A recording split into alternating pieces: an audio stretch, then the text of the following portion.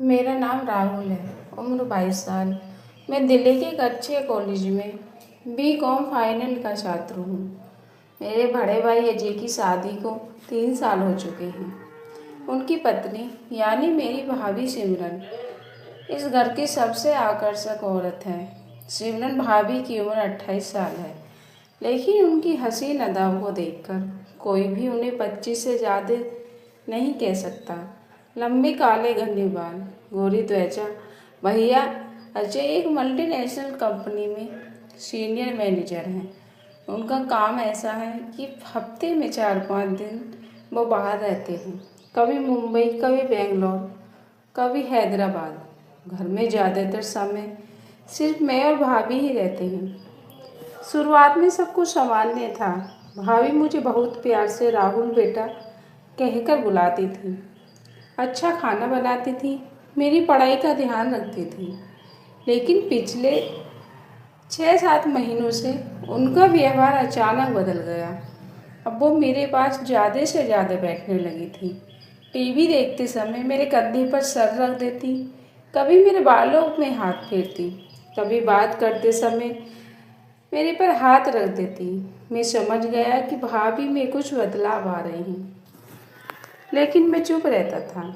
वो मेरी भाभी थी, भाई की बीवी। सोच सोच कर मैं खुद को रोक लेता था। उस दिन शनिवार था। भाई सुबह 7 बजे ही मुंबई के लिए फ्लाइट पकड़ चुके थे। उन्होंने कहा था कि वो रात 10 बजे के बाद लौटेंगे।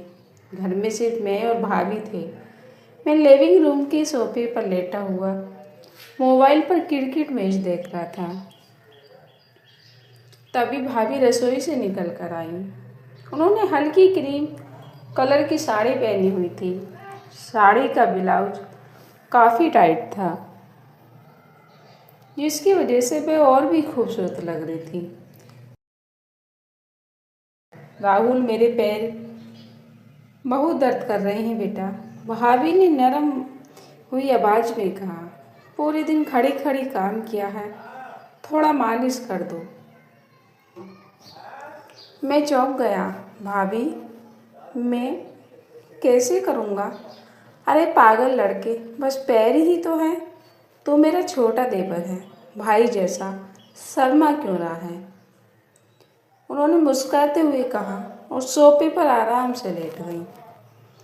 अपनी साड़ी को थोड़ा ऊपर सरकाकर दोनों पैर मेरी तरफ कर दिए।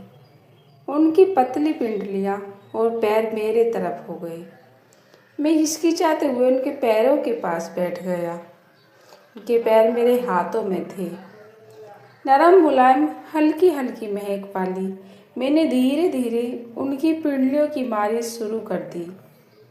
भाभी आंखें बंद करके लेटी रही और मालिश करने लग रही थी।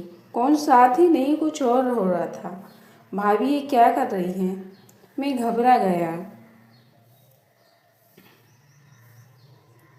चुप कर राहुल, आज बहुत दिनों से मन कर रहा है। भैया तो महीने में 2 बार ही घर नहीं आते। जब आते हैं तो थके हारे सो जाते हैं। मुझे मेरी मैं भी तो गहरी नजर डालते हुए कहा। उनकी सांसें बुखार हो चुकी थी। उन्होंने खुद अपना पल्लू मैं विश्वस्त बैठा था। भाभी ने मेरे दूसरे हाथ को भी पकड़कर अपने पैर पर रख दिया।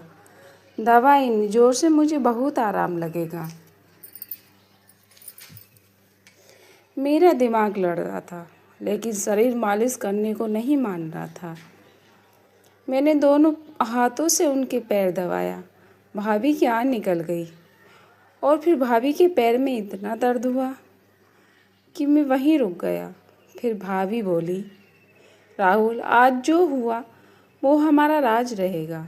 भैया को कभी मत बताना, लेकिन जब भी वो बाहर जाएगा तो मुझे इसी तरह मेरे पैर दबाएगा। मैं अब तेरी मालिश के बिना नहीं रह सकती।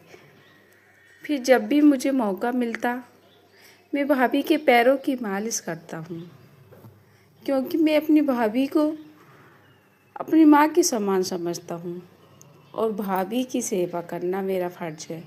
भाभी भी मुझे अपने बेटे की तरह समझती हैं, इसलिए मैं उनके किसी भी काम को मना नहीं करता। और जब मुझे मौका मिलता है भाभी के पैर दबाता हूँ और उनके पैरों की मालिश करता हूँ।